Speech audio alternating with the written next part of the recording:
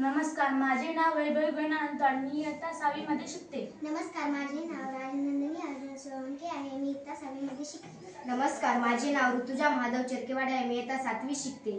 नमस्कार, माझे नाव सानिका सकाराम राजेपवाड आहे, मी इयत्ता 6वी मध्ये शिकते. नमस्कार, माझे नाव श्रेया गबारा पवार आहे, मी इयत्ता 6वी मध्ये शिकते. आमच्या शाळेचे नाव जिल्हा परिषद प्राथमिक शाळा मोघाडी, तालुका भोकर, जिल्हा नांदेड आहे. विकसित भारत उपक्रमांतर्गत आमच्या उपक्रमाची थीम हॉकल फॉर लोकल ही आहे. शेण व कडुलिंबाच्या पाल्यापासून मच्छर भगाव धूपबत्ती तयार केलेली आहे.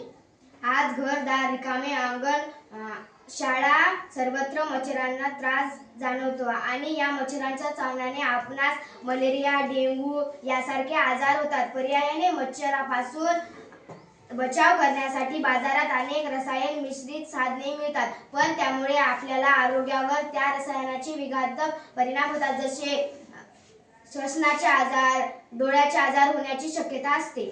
आम्ही बनवलेल्या शेणाच्या धूपबत्तीमुळे कुठलेच पर्यावरणाचे प्रदूषण होत नाही. यामध्ये कोणतेच रसायन मिसळलेले नाही.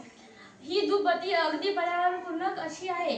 यासाठी आम्ही जनावरांचे शेण, कापूर आणि कडुलिंबाचा पाला हे साहित्य वापरलेले आहे. ही धूपबत्ती आपण कोठेही लावू शकतो आणि मच्छरांना पळवून लावू शकतो. तेही विना प्रदूषण करता आणि आरोग्यास लाभदायक ही. चला तर मग ही मच्छर भगाव धूपबत्ती कसे काम करते ते पाहू. यामध्ये आहे धूपबत्ती. ही आहे धूपबत्ती. ही आहे डब्बी.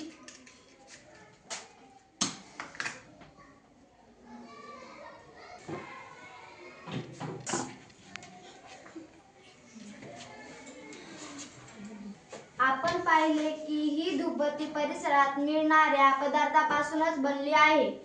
यासाठी अत्यंत कमी खर्च येतो.